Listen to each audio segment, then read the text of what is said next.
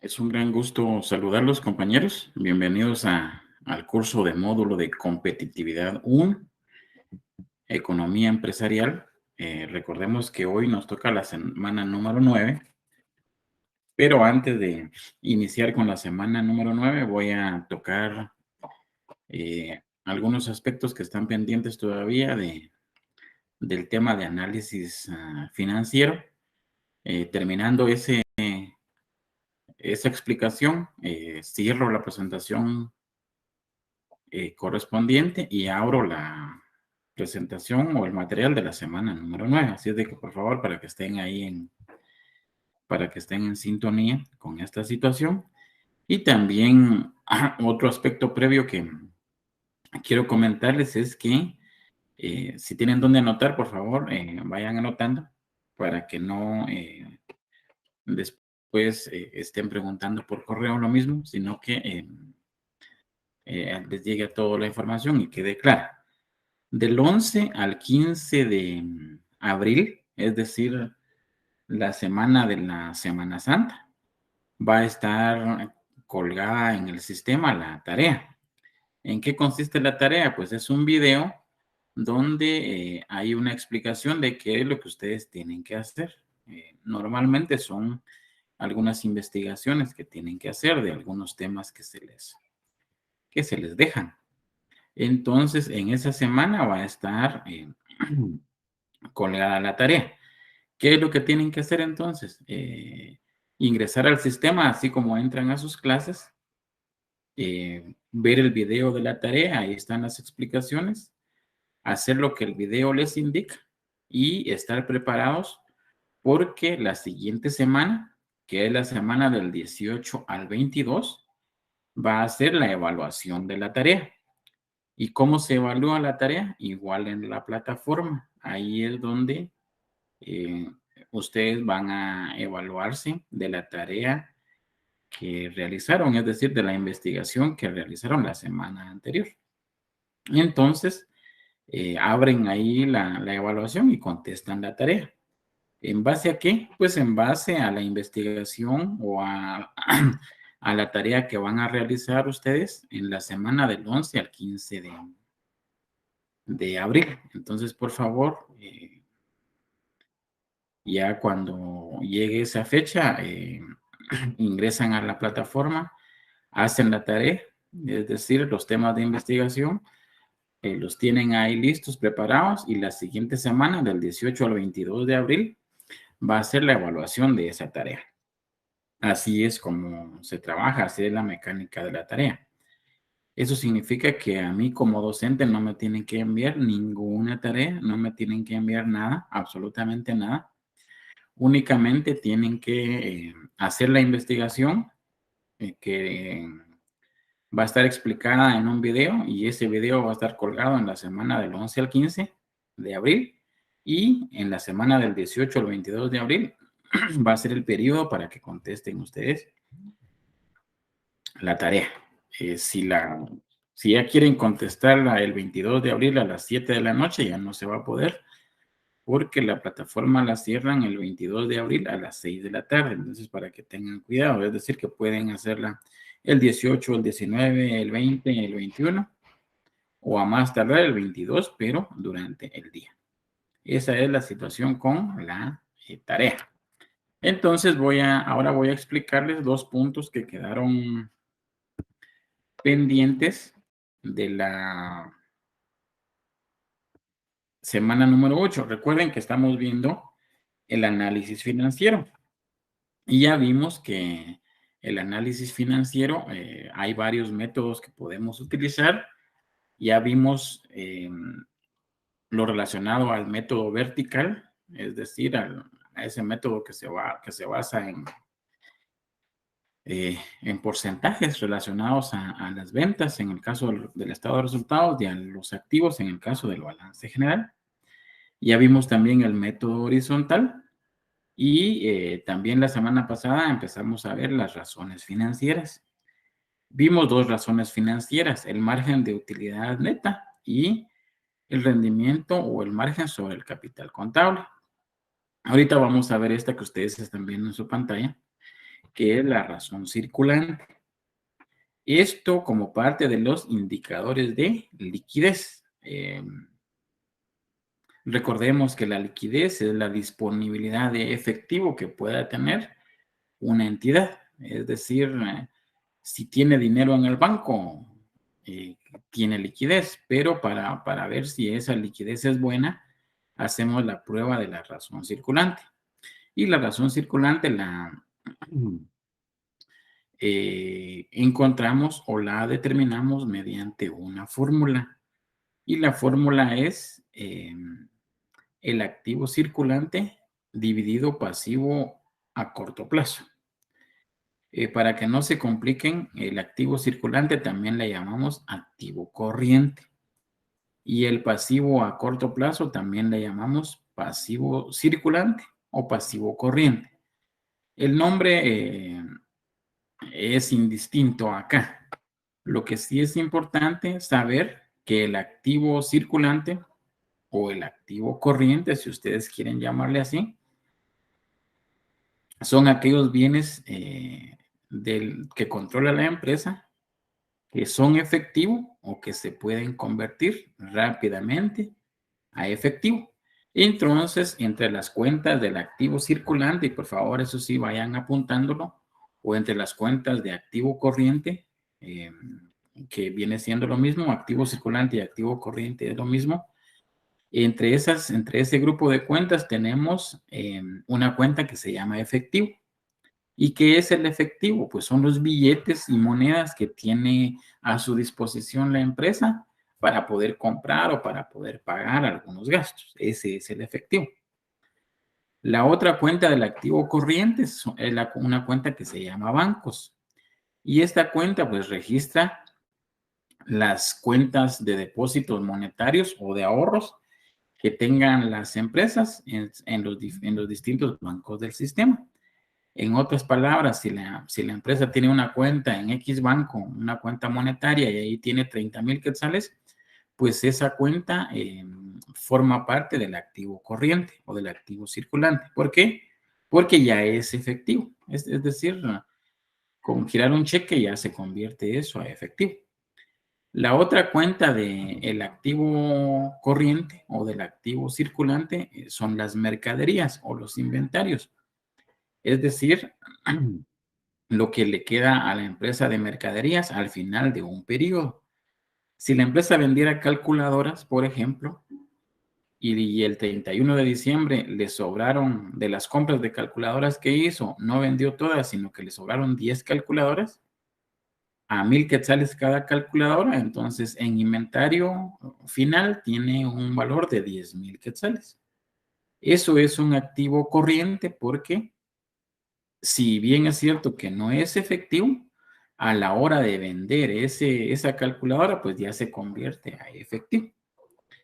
Y la otra cuenta que forma parte del activo circulante o del activo corriente son las cuentas por cobrar. Por favor, vayan tomando nota de esto porque sí es importante que entendamos esto y que sepamos esta información o que la tengamos ahí al día porque podría ser sujeta de evaluación. Entonces, la otra cuenta del activo corriente son las cuentas por cobrar o también se le llaman clientes, pero normalmente se maneja como cuentas por cobrar. ¿Cómo funciona esto? Si hay empresas que dan fiado, es decir, algunas empresas pueden darse el lujo de darle fiado a sus clientes, es decir, que no les cobran de una vez, no les cobran al contado, sino que les dan fiado. Entonces, si yo vendo 2 calculadoras a un cliente X y este no me paga, entonces no voy a afectar o no voy a modificar ni la cuenta de bancos ni la cuenta de efectivo, porque no me está pagando. Pero sí voy a afectar o voy a crear una cuenta que se llama cuentas por cobrar. Y eso es un derecho que yo tengo de cobrarle al cliente cuando llegue el tiempo estipulado para ello. Entonces, por eso es de que las cuentas por cobrar también forman parte del activo corriente. Entonces, resumiendo, ¿cuáles son las cuentas del activo corriente o del activo circulante? Pues son lo que se tenga en efectivo, lo que se tenga en bancos, el valor de las mercaderías que quedan al final del periodo y el valor de las cuentas por cobrar. Es decir, básicamente el activo circulante o activo corriente se compone de 4 cuentas principales. La suma de esas 4 cuentas pues conforman o componen todo el activo corriente o activo circulante. También es importante comentarles y decirles que el activo circulante en otros temas o en otros ámbitos como las finanzas, también se le conoce como capital de trabajo. Es decir, el monto del activo circulante se llama también capital de trabajo, para que vayan haciendo ahí sus notas, para que vayan tomando nota de ello. Y el pasivo corriente o pasivo a corto plazo, pues son las deudas que la empresa tiene que pagar. Es decir, si al final del periodo la empresa registró cuentas por pagar por 15,000 quetzales, impuestos por pagar por 10,000, proveedores por 5,000, todas esas cuentas forman parte del pasivo a corto plazo. Y para esta razón o para este indicador, se toma el monto del pasivo a corto plazo. O pasivo corriente también le pueden llamar, o pasivo circulante. La característica del pasivo corriente a corto plazo o circulante es que son deudas u obligaciones que se tienen que cumplir en un periodo no mayor a un año. En cambio, el activo corriente o activo circulante son los bienes que son efectivo o que se pueden convertir en efectivo a favor de la empresa, también en un periodo no mayor a un año. Esas son las dos definiciones que podemos manejar. Entonces, si esta empresa, para este ejemplo, tiene de activo circulante 44,249 quetzales, es decir, que podría tener en caja 5,000, en bancos 10,000, de mercaderías otros 10,000 y de cuentas por cobrar la diferencia para hacer 44,249. Y su pasivo a corto plazo o pasivo corriente son 43,688, es decir, que tiene deudas por 43,688, es decir, que pidió mercadería fiada y no la pagó. Ahí es lo contrario a las cuentas por cobrar. Cuando yo doy mercadería y no me pagan, creo una cuenta que se llama cuentas por cobrar. Pero cuando a mí como empresa me dan mercadería y no la pago yo al contado, creo una cuenta que se llama proveedores. Y esos proveedores forman parte del pasivo a corto plazo. Entonces, para este caso, las deudas de la empresa en el corto plazo representan o ascienden a 43,688 y los activos corrientes a 44,249. Si hacemos esa operación, esa división que está ahí, por favor, si tienen a la mano su calculadora, la pueden hacer. Nos da como resultado 1,012884, que lo podríamos aproximar a 1,03, pero eso no es tan relevante en este exclusivo caso. Alguien me dijo, pero es 1,013. Está bien, es 1,013. Aquí quizás no aproximé a 0,12, pero matemáticamente sí hay que aproximar. Pero para este caso no es tan relevante, porque del punto 0,1 en adelante representan centavos. Entonces, por eso no es tan relevante. Pero valdría la pena. Si queremos ser exactos, entonces llegaríamos a 1,013. Lo importante es saber si ese 1,013 es bueno o es malo. Aquí la razón circulante para este caso es de 1.013. ¿Qué significa eso? Pues lo que significa es que la empresa dispone de un quetzal, es decir, que tiene bienes por un quetzal para pagar un quetzal de deuda. Así lo podemos relacionar. Es decir, si tengo un quetzal de deuda, si debo un quetzal de deuda, tengo un quetzal para poder pagar. A eso se refiere esta razón. ¿Cómo sería mucho mejor la razón si la razón fuera de 2 o incluso fuera de 3? Porque si fuera de 2, significa que por cada quetzal que se debe, la empresa tiene bienes disponibles ahí en el corto plazo por 2 quetzales. A eso se refiere. En otras palabras, si se presentaran todos los acreedores a cobrar, es decir, a todos los que la empresa le debe, se les podría pagar inmediatamente y la empresa todavía quedaría con capital de trabajo para trabajar.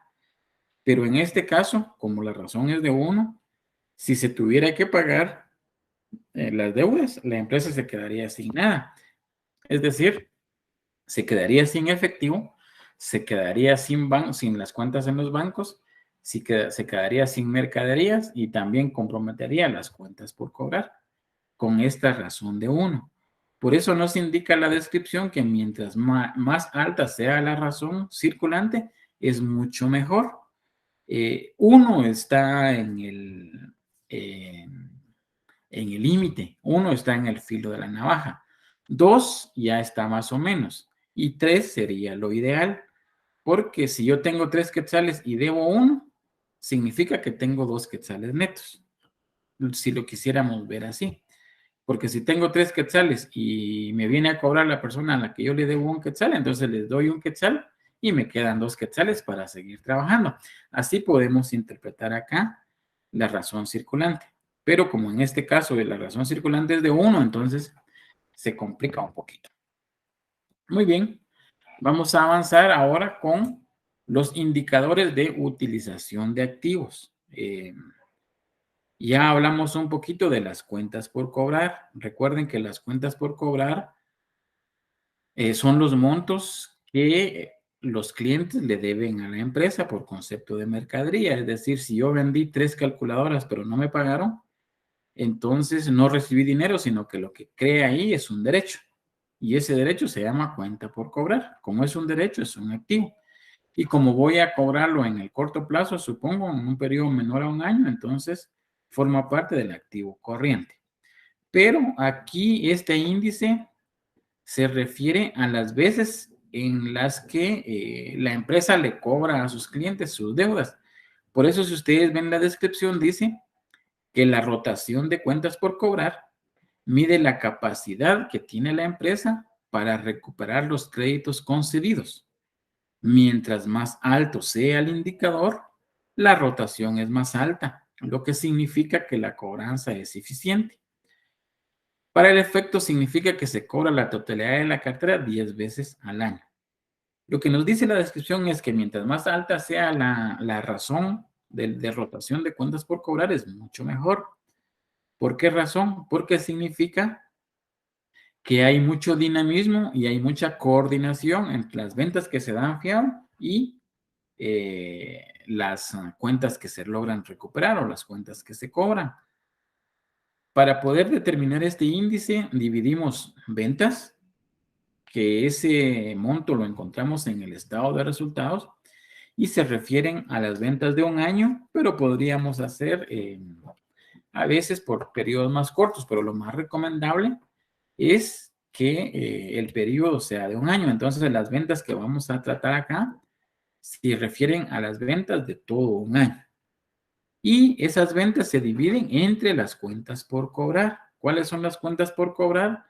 Pues las ventas que hicimos y que no nos pagaron. Es decir, las dimos al crédito, las dimos fiado.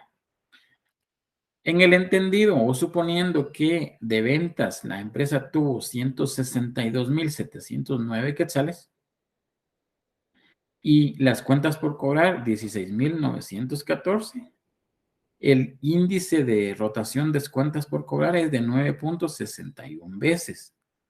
¿Qué significa? Que durante el año se logran recuperar 10 veces la cartera de cuentas por cobrar. En otras palabras, si yo di fiado en enero 5,000 quetzales, significa que en febrero a más tardar recuperé esos 5,000 quetzales. Volví a dar fiado en febrero a otras personas y en marzo recuperé ese dinero. Volví a dar fiado en marzo unos 8,000 quetzales y en abril lo recuperé. Y así recuperé 11 veces las cuentas por cobrar. A eso se refiere este índice. Por eso es de que está medido en veces, las veces que se cobra o que se recupera durante un periodo que normalmente es un año. Para este caso, esa rotación de 10 veces es buenísima. ¿Por qué es buenísima? Porque significa que la empresa está dando fiado, pero que está recuperando. Está dando fiado y está recuperando. Pero si la rotación fuera más baja, fuera de 1, por ejemplo, significa que la empresa dio fiado y ya nunca le pagaron. Eso es lo que significa. Y entonces significa que está costando que la empresa recupere sus cuentas por cobrar. ¿Por qué? Porque no le están pagando. Pero en este caso sí es muy bueno porque entonces la dinámica es que da fiado pero le paga. A eso se refiere. Por eso está establecido ahí en veces. Y otro índice que también tenemos que conocer es la rotación de inventarios. Recuerden que los inventarios son las mercaderías o productos terminados que al finalizar el periodo, que normalmente es el 31 de diciembre de cada año, pues esas mercaderías no se vendieron y entonces quedan ahí como inventarios. Para ver esa administración de los inventarios, también utilizamos entonces el índice de rotación de inventarios. Y lo que utilizamos, estas cuentas las encontramos en el estado de resultados, es decir, el costo de ventas y el inventario promedio lo podemos determinar observando o analizando el estado de resultados. Ya vimos que los inventarios son las mercaderías que no se lograron vender al finalizar el periodo. Pero, ¿a qué se refiere el costo de ventas? Y en términos así muy coloquiales, es muy sencillo. Es lo que me cuesta, o lo que le cuesta a la empresa vender un producto. Y pongamos el ejemplo. Supongamos que mi empresa vende audífonos. Vamos a suponer eso. Mi empresa vende audífonos. Y estos audífonos tienen un costo de 200 quetzales. Y la distribuidora, es decir, la que me vende a mí los audífonos, me cobra 1 quetzal por traer esos audífonos desde la distribuidora hasta mi negocio. Entonces, el costo de adquirir un audífono este aparato auditivo o estos audífonos, el costo es de 201 quetzales. Eso es lo que me cuesta a mí adquirirlo. Ahora, yo lo puedo vender en 250 o los puedo vender en 300 quetzales, dependiendo cómo responda mi clientela a los precios que yo le voy a ofrecer.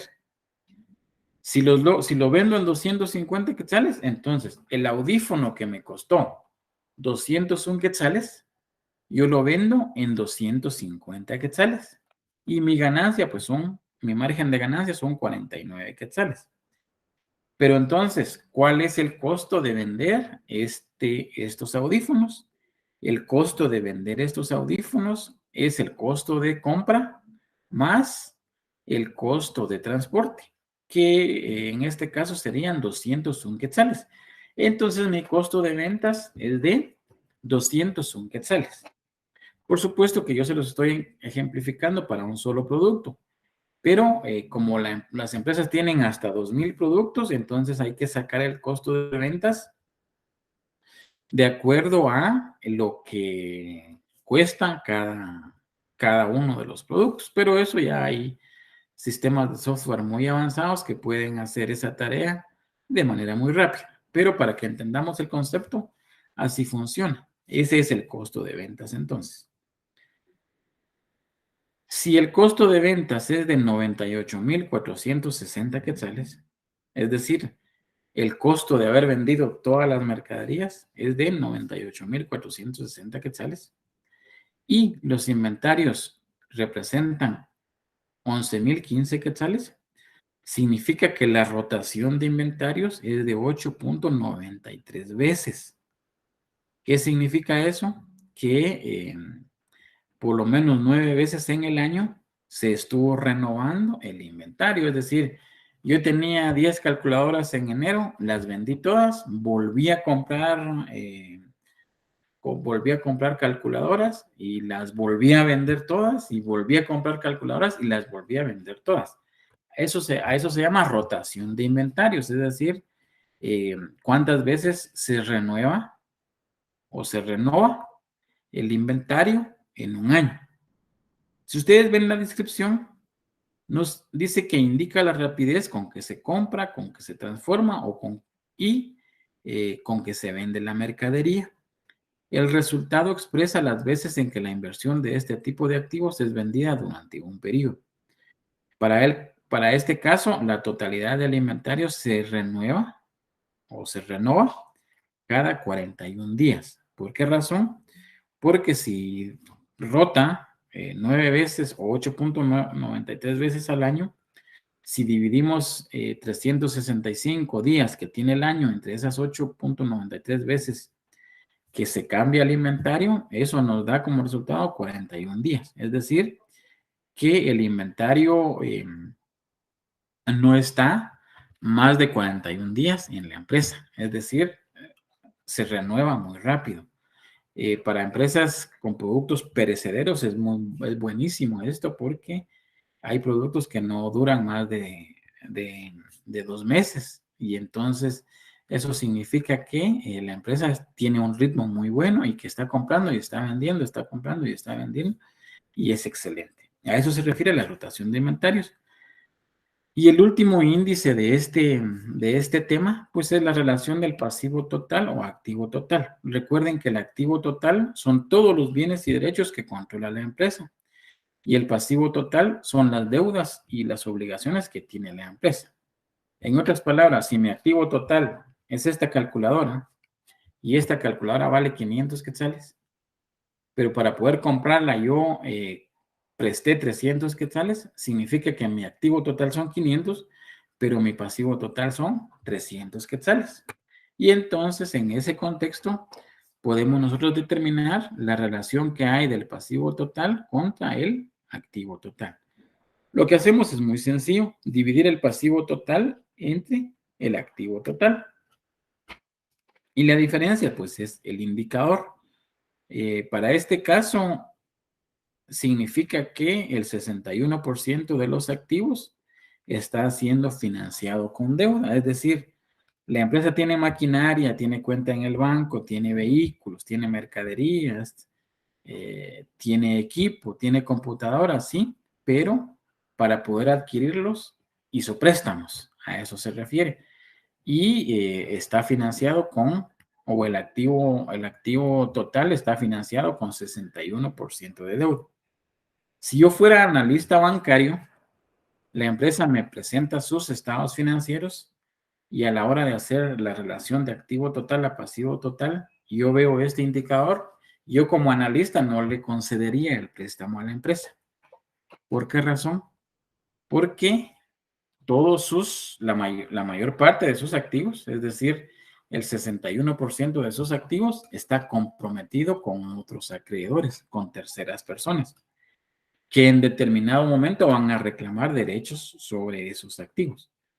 Porque aunque la empresa los controle, mientras la empresa siga en marcha, no hay ningún problema. Pero si hubiera algún tipo de liquidez, que si la empresa quebrara, por ejemplo, entonces los acreedores vendrían a reclamar lo que la empresa les debe. Y entonces parte de los activos, el 61% de los activos, se iría para pagar esas deudas. Entonces yo como analista financiero, bancario o de créditos, no le concedería un préstamo a una empresa que me presente estos datos. ¿Por qué? Porque claramente se ve que sus inversiones, es decir, sus bienes están comprometidos. ¿Por qué? Porque para poder adquirirlos tuvo que recurrir a préstamos. Es por esa situación. Y el indicador nos dice que el 61% de los activos, pues, fueron adquiridos mediante deuda y eso no es muy bueno. Por supuesto que las entidades crediticias tienen sus máximos y sus mínimos, tienen sus indicadores, pero hay por ahí una regla que si los activos no están comprometidos más del 33%, entonces sí podrían ser sujetos de crédito algunas empresas. De lo contrario, ¿no? Entonces aquí sí eh, tendrían que tomar algunas decisiones, ¿no? Los analistas de crédito. Recuerden que la información es para varios usuarios, tanto internos como externos. Y en este caso, pues el usuario externo sería un analista de crédito si es de que la información se estuviera presentando para solicitar un crédito. Y en este caso, pues sencillamente se le diría que no se le otorga un crédito porque sus activos están comprometidos. Muy bien, compañeros, eso era con relación, no se van a desconectar, por favor, eso era con relación a lo que estaba pendiente de la semana número 8. Tómenle un screen, por favor, a esta pantalla para que vayan reforzando sus conocimientos relacionados al análisis financiero. Yo voy a cerrar esta presentación y voy a abrir la presentación de la semana número 9 para que empecemos a platicar lo relacionado a el tema que nos corresponde en esa semana. Muy bien, entonces voy a cerrar acá. Voy a dejar de compartir esta pantalla. Y voy a abrir la presentación de la semana número 9. Y fíjense ustedes, ahí estamos.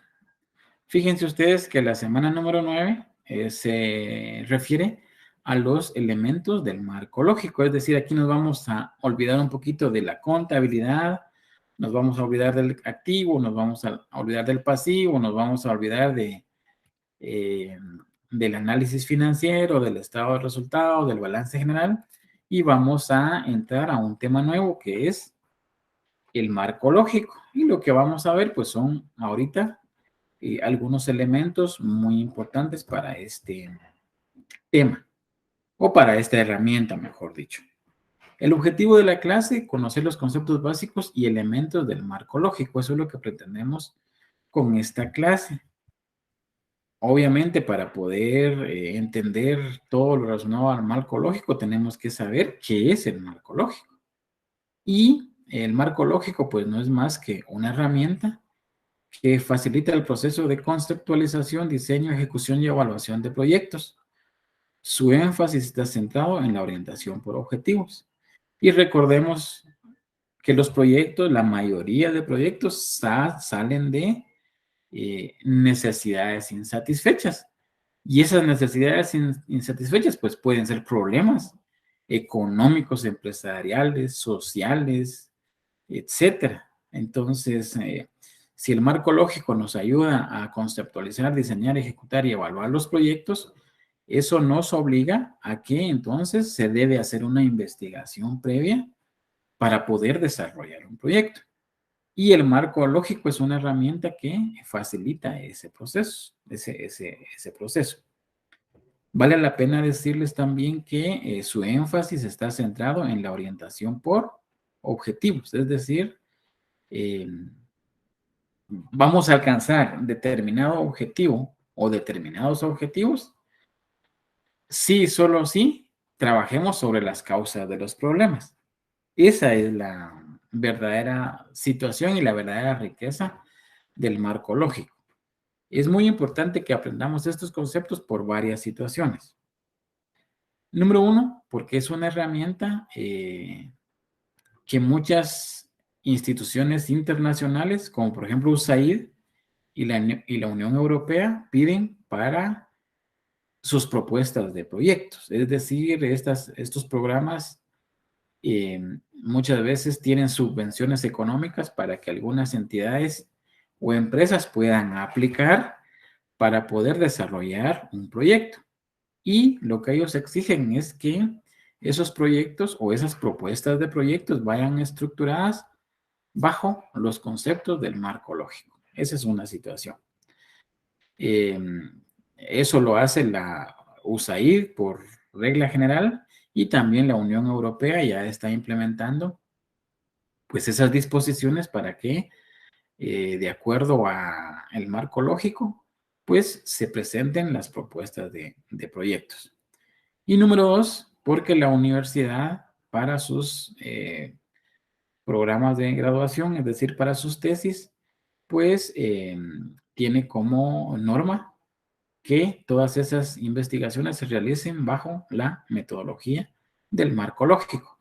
Por supuesto que ya es una metodología más resumida, que ya da un panorama mucho más general y mucho más fácil de poder trabajarlo, pero eso lo van a ver ustedes ya cuando tengan esas gestiones de realizar su tesis. Por el momento, para este curso, pues vamos a ver esas generalidades. Y vamos a ver un poquito de historia. La metodología del marco lógico o enfoque del marco lógico fue creado en 1969, entonces ya tiene también su historia, ¿no? Y fue creada por una firma constructora que es Practical Concepts, específicamente por Leon Rosenberg y Lawrence Posner. Ellos dos, pues, fueron los creadores de la metodología del marco lógico. ¿Y quién les encargó a ellos que crearan esa metodología? Pues la Agencia Internacional de Desarrollo de los Estados Unidos. Y por eso es de que la mayoría de programas de USAID, todas las subvenciones que USAID saca para poder apoyar a países en vías de desarrollo como el nuestro, tienen que ir sustentados bajo la metodología del marco lógico. Muy bien. El concepto de marco lógico comprende 7 fases que es indispensable que se vayan desarrollando. Una de las fases es el análisis de involucrados o de partes interesadas en el proyecto. El otro es análisis de problemas. La otra fase, análisis de objetivos. La otra fase, análisis de alternativas de solución, es decir, es el proyecto en sí. La otra fase, la estructura analítica del proyecto. Aquí es donde ya las alternativas, pues es el proyecto en sí. La estructura analítica es si es viable, no es viable, si se puede conseguir esos objetivos o no se pueden conseguir, etcétera. Y otra fase que es el diseño de la matriz del marco lógico, es decir, ya vemos el proyecto en su conjunto a través de la matriz del marco lógico. Y la última fase es la evaluación, es decir, ir monitoreando los resultados del proyecto para ver si se están cumpliendo o no se están cumpliendo los objetivos. Algunos pasos que hay que dar para trabajar el marco lógico, pues en la identificación del problema, por ejemplo, podemos utilizar la herramienta o la metodología de la tormenta de ideas. Y acá lo que hacemos es selección del problema central. Recordemos que también el problema central es lo que podemos ver en alguna empresa, en alguna institución, en la calle, etcétera. En los reportes de prensa, etcétera. Ahí podemos nosotros ver muchos problemas. Por ejemplo, si ustedes van a algún centro de salud, por ejemplo, y no les atienden luego, o hay muchas colas, digamos, que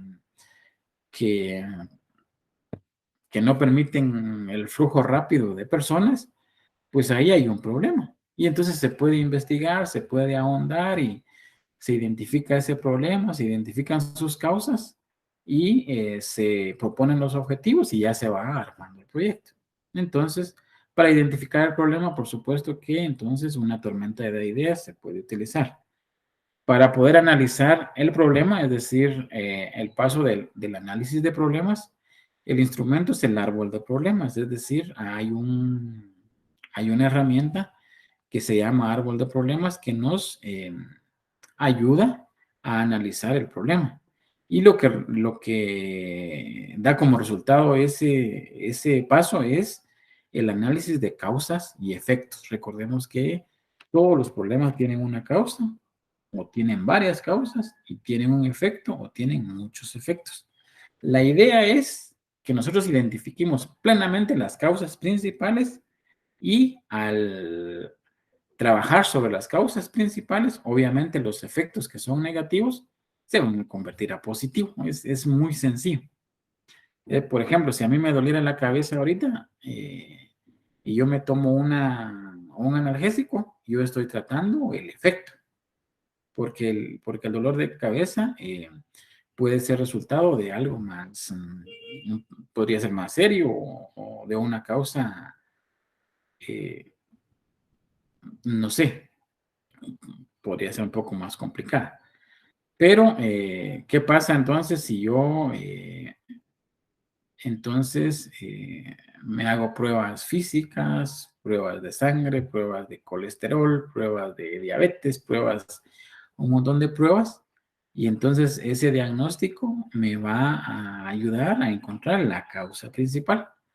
Y entonces cuando yo ataco con la medicina la causa principal, pues ya el dolor de cabeza, que es el efecto, va a desaparecer por sí solo. Así tenemos que trabajar con los problemas.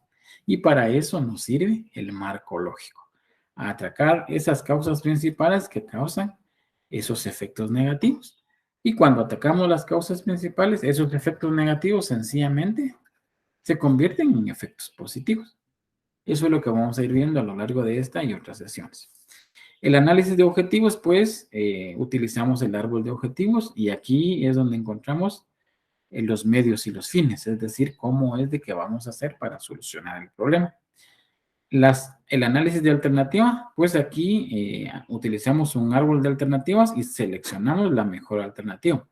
¿Por qué? Porque si hay muchas causas, pueden existir muchas alternativas de solución. Entonces, el árbol de alternativas nos ayuda a seleccionar la mejor alternativa de solución. Y la identificación del proyecto, pues ese es el marco lógico, ya cuando nosotros hemos determinado el problema central, sus causas, etcétera, ya podemos identificar el proyecto. Es decir, que no lo podemos hacer al revés. Hay unos que primero le ponen el nombre a su proyecto y después empiezan a trabajar. En el marco lógico, no. Primero se hace la identificación del problema, los análisis de problemas, objetivos, análisis de alternativas y después se hace la identificación del proyecto. Y el instrumento que utilizamos acá es el marco lógico y los resultados, pues es la base de la propuesta del proyecto. Vamos a continuar ahí con el análisis de involucrados. Partiendo de la identificación del problema, entonces se determinan los grupos y organizaciones que están directa o indirectamente involucrados en él, tomando en cuenta sus intereses, percepciones y mandatos. Las partes interesadas están formadas por aquellos que directa o indirectamente son influenciados o ejercen influencia sobre lo que ocurre en el proyecto. Y les voy a dar un ejemplo así muy rapidito. Supónganse ustedes que han identificado que no hay energía eléctrica en alguna comunidad y sufren porque no tienen energía eléctrica, entonces no pueden utilizar aparatos eléctricos, obviamente, y tienen muchos problemas. Muy bien. Ya identificaron el problema y por supuesto que la causa es que no hay acceso, pues, podrían identificar varias causas, ¿no? Pero que es una comunidad muy distante y que las empresas distribuidoras de energía no pueden llegar por los terrenos, ¿no? Por el acceso. Y entonces en las alternativas de solución, pues de repente ustedes identifican que hay un río ahí que podría ayudar para generar la propia energía. O que de repente está en un lugar geográfico muy bien posicionado que le favorece el viento, por ejemplo, y la energía eólica podría funcionar, pero supongamos que sea con energía con hidroeléctrica. y entonces van a tener que concentrar el río, desviar el río, pero a la hora de hacer todo el diagnóstico, se dan cuenta que hay grupos de personas que utilizan el río para sus riegos, entonces ya ahí hay un grupo de involucrados. Que la municipalidad del lugar también pretendía utilizar esas aguas para otro proyecto, qué sé yo, ahí hay otro involucrado. Que los ambientalistas están ahí viendo que no se despilfarren los recursos naturales, ahí hay otros involucrados. Entonces, ¿qué hay que hacer? Hay que identificar a todos los involucrados y hay que hablar con ellos. Los que son opositores para sensibilizarlos, para convencerlos quizás, para integrarlos al programa, y los que les beneficia, pues, como un apoyo. Entonces, por eso es muy importante esta primera parte, analizar a todos los involucrados para ver sus posiciones respecto al problema, respecto al proyecto y eh, poder hablar y trabajar con ellos. Vamos a continuar el próximo día de clases. El próximo día de clases es el próximo domingo. Así es de que por favor no vayan a faltar. Tenemos clases. Por supuesto que ya terminando las clases de ese día, ya pueden ustedes agarrar sus chivas, como dicen comúnmente, y poder irse a la playa. Pero sí tenemos actividad el próximo domingo. Así es de que estén bien y pueden ustedes empezar a desconectarse para pasar a su siguiente clase.